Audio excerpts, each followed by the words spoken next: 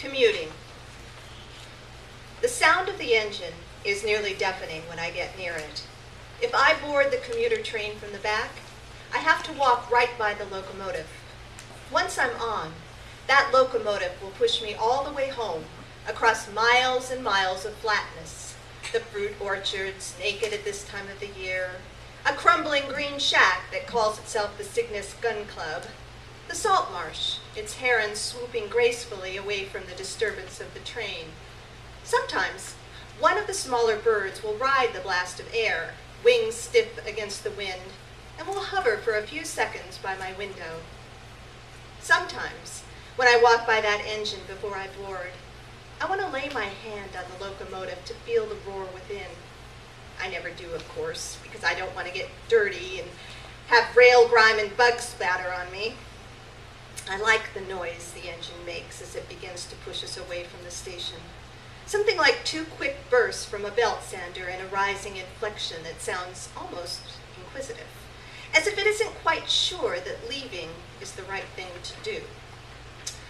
The Department of Languages and Literature is on the top floor. Your office is along the north side of the building with all the other professors. My office is on the south side, where the morning sun beat so hotly down that it melted a multicolored decorative candle I had left on my desk to make my little corner less bleak. When I walked into the office one morning, the candle had melted all over my papers. It looked like a rainbow had dissolved.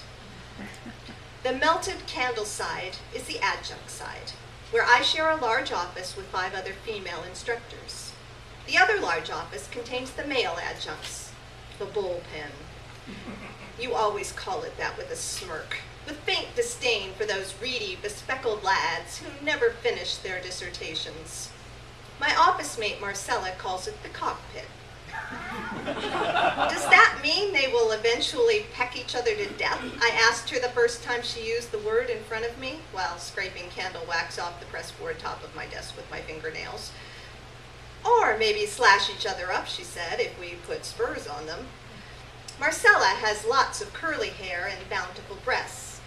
If she set 2 of those guys against each other for her favors, we would surely watch the feathers fly. It seems strange that you didn't pick her, or someone like her. I don't know that I make a suitable mistress. My desk is nearest the window, so it is the warmest. Marcella occupies the best real estate by the bookshelf. I like my spot, though. I have a view across the fields. So much flatness here at the edge of campus. It looks like the farmland where I grew up. I will teach here until my contract expires, or I have a baby, or I otherwise disappear. When I was a little girl, I liked to watch my cat hunt. I couldn't stand to watch her kill birds, so I always got those away from her. But I had no problem watching her torture rodents and take them apart while they screamed or tried to drag themselves away, trailing guts, until she felt like killing them. It was strange that I liked to watch that. It made her proud that I did, I think. I think now I couldn't. When she was out hunting at night, she would often bring back her kills and eat them under my bed. I would be stark awake in the total darkness, the kind of dark you couldn't get in the city, listening to her crunch tiny bones beneath me, sometimes while the mice were still alive, squealing. The next morning, I would have to watch where I put my bare feet when I got out of bed, looking out for viscera. One time, I pried a jay out of her growling jaws. The bird fell to the ground, palpitating, then righted itself and flew away while I held her back, trembling with fury in my hands, her muscles so tight fit to burst. After that, she wouldn't let me touch her for 3 days. If it weren't for our commute on the same train, you would have never talked to me. There's no reason for you to talk to any of the adjuncts. But there we were in social purgatory, 2 people who knew each other's faces sitting right across from each other. It would have been rude for you to ignore me. So you started telling me these stories about your travels in Europe when you were young. Do you remember the one you told me about that trip you took to some mountains in England when you were 20 years old? It was the first day after the mist rolled back, and you wandered alone for miles under the cloudless blue sky. At one point, you lay back on a hot boulder in the sun and stripped off and masturbated right there. Quite a wonderful experience in the light and wind, you said. You said you bet the poets used to do that, Wordsworth and Coleridge and the rest of the greats. Of course, you were testing me with a story like that. Otherwise, you would have told me how you met your wife, or how cute your children were in their Christmas pageant, or some such. When a professor tells a story like that to an adjunct, she could have grounds to file a sexual harassment complaint. But you see, it worked. I fell in love with you instead. Do you remember how you felt when you came that day? The hard warmth on your back, and the sky so big you were afraid you might fall into it? You forgot gravity.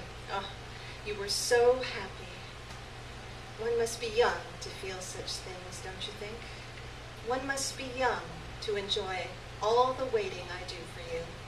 A woman in my position does so much waiting. Yes, I remember all the animals from my childhood on that farm. We had a pair of queer male ducks, a small black one and a bigger white one. One of those flightless ducks that looks like small geese.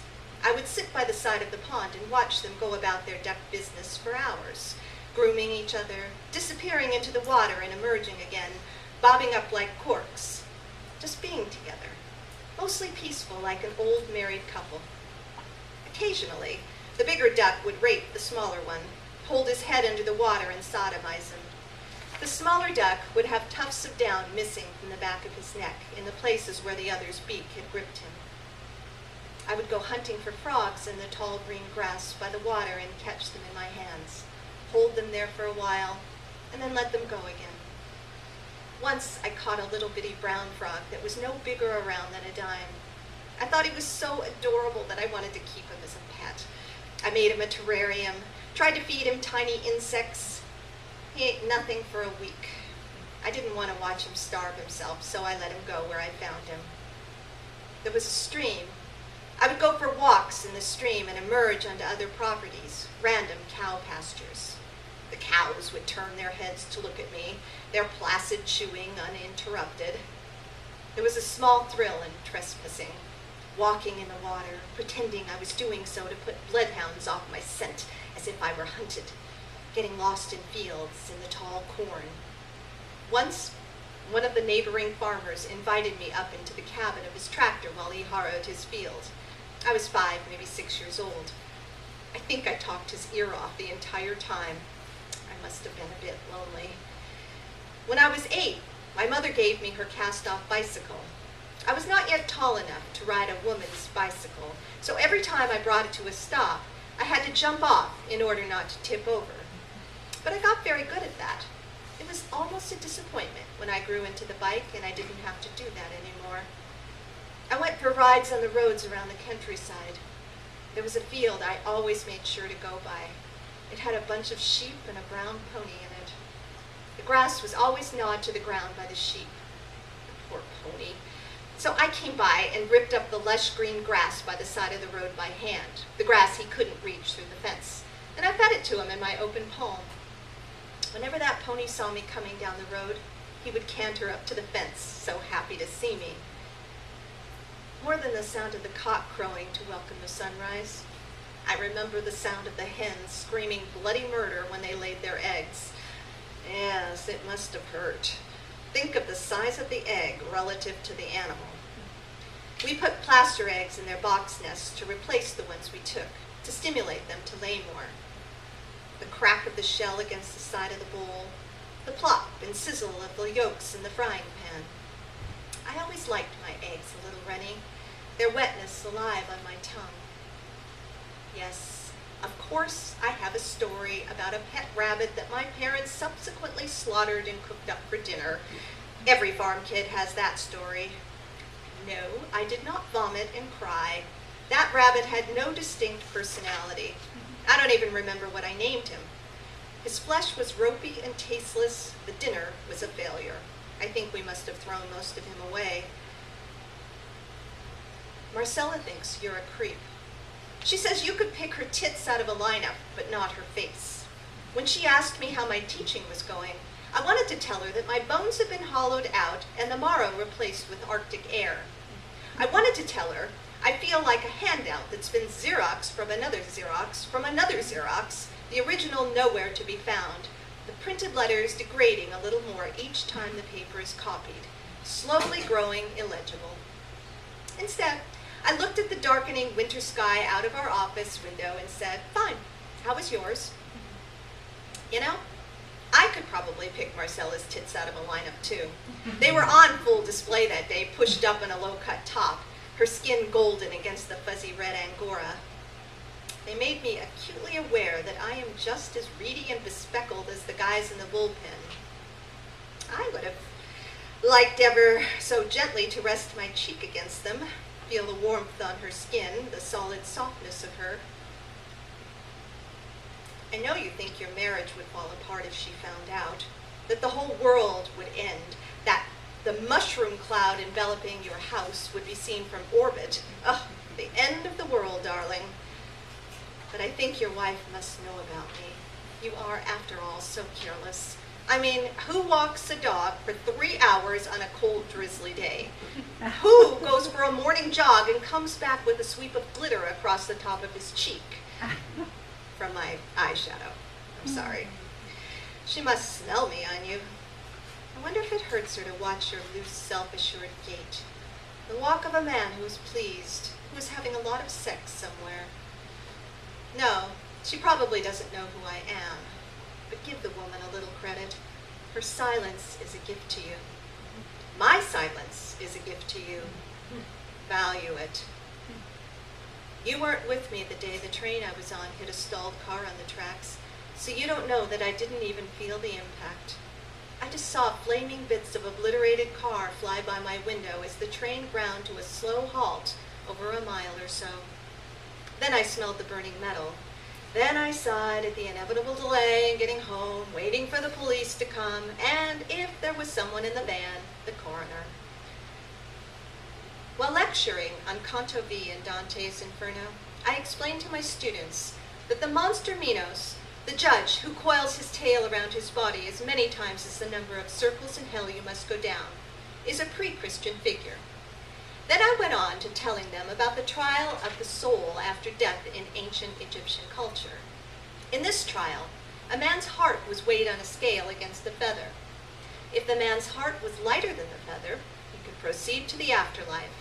If the man's heart was heavier than the feather, weighed down by evil deeds, it would immediately be devoured by some monster whose name I can't remember, who had the head of a crocodile and a body half lion, half hippopotamus. The Egyptians had no hell. The punishment for the wicked was oblivion. There was nothing worse than not existing. The students absorbed this piece of information quietly. Probably some of them even wrote it down. They are very sweet, in many ways still children. In many ways, they do not understand yet what I tell them. Certainly, they will forget everything I say before they're old enough for it to really sink in.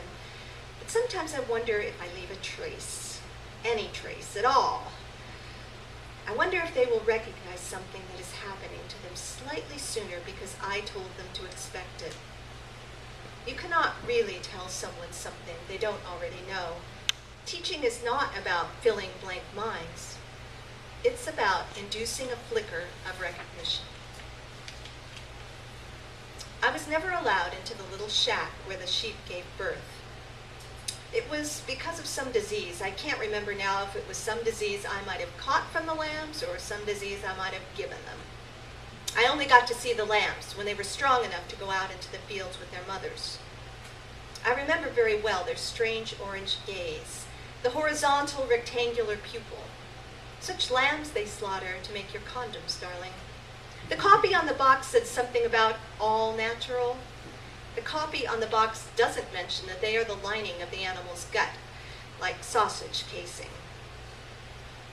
One time, you should make love to me in the tender green grass on a hillside somewhere, poet style. The wind would whip your name from my mouth when I arch my back and come, my fingers clawing the soft ground. You could invite me to dance naked afterward in the warm yellow light. You could say, I am to play the chord to your Dionysus, and we could laugh together and get sunburnt in unsuitable, delicate places. But perhaps we are already too old for this. I cannot love the cat I have now the way I loved the little tabby mass murderer I had growing up. He's a very sweet, pudgy gray indoor cat. He sleeps on my lap while I watch television and never kills anything. That's probably why I love him less. And of course that's completely my fault. I could let him out, feed him less, and let him get lean, working up a bloodlust for whatever edible animals live out there. I would just have to get him some shots and let him out, see what happens. But what I am neglecting to tell you is the gut-wrenching worry I constantly felt about that cat. I was always afraid that she would get into a fight with a bigger animal and lose, that some hunter would mistake her for a rabbit and blast her full of shot, that she would get caught in the fox traps my father set on our property to keep the chickens safe, that she would wind up, like so many animals hit by cars, an unrecognizable mash by the side of the road. The idea of it broke my child heart. Yet she always came home safe and sound. She was a wily little thing, and I shouldn't have underestimated her. She was 18 years old when she died of kidney failure. Passed away quietly in her sleep, like a little old lady in her favorite armchair, in a sunbeam by the window.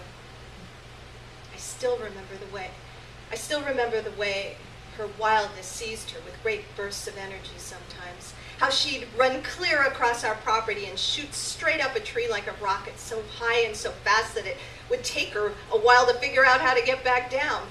I would stand there and look up into the rustling leaves, tell her, looks like you got yourself in quite a pickle.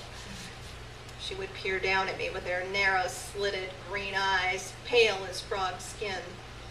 She would slowly work her way back down to the ground while I watched over her, just to make sure she didn't fall. After I got home from work on Monday, just before I got the news about my mother, I locked myself in the bathroom with a pair of oranges and stood in front of the mirror. I put them up my shirt, fitting them snugly into my stretchy bra cups. The fruit felt cool and hard against my skin, hurting my breasts slightly as I pressed them down.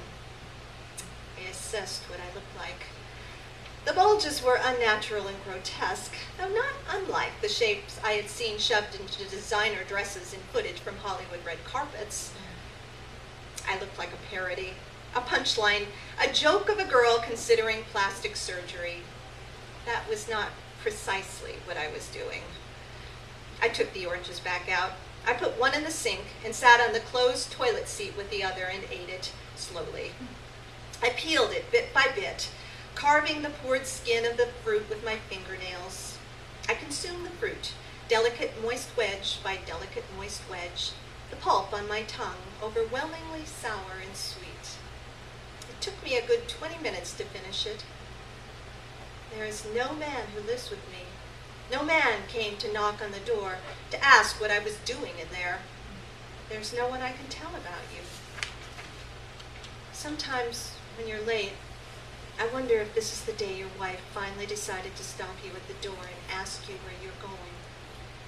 Or would she simply say, "What's her name, anyway?" I imagine her saying it calmly. The scene would not explode into being. It would accrue, like a snowball rolling down a hillside. You would be absolutely flummoxed at first, of course. Your stunned silence would make whatever lie you would attempt to cover yourself with next absolutely useless.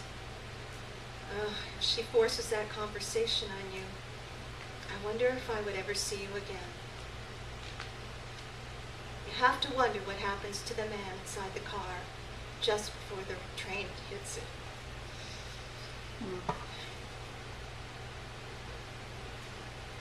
You have to wonder if he's still fiddling with the ignition. Exasperated, excuse me, sorry.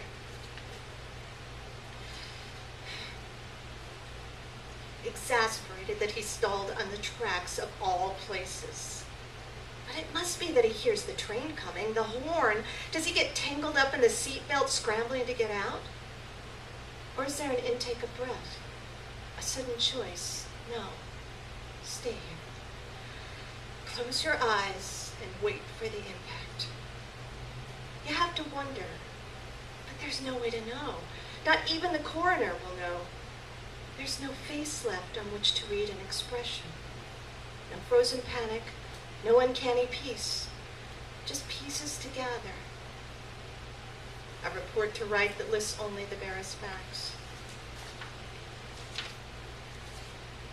If you were my husband, you would have met my mother while she was still alive. She probably wouldn't have liked you. She would have mistrusted your nice shoes. You're calling her by her first name the moment you were introduced instead of saying Mrs., the way you might have recoiled slightly at the sight of fecal specks on freshly picked eggs. You would have tried too hard to be conciliatory, draw her out. She would have given me a look signaling her disapproval, but she would have never said one bad thing about you to me. That night, you and I might have made love in my childhood bed, me coming silently with my mouth open, you drawing the heavy goose down comforter over us, in case a squeal should escape me. In that hot little white cave, we might have conceived a child. If you were my husband,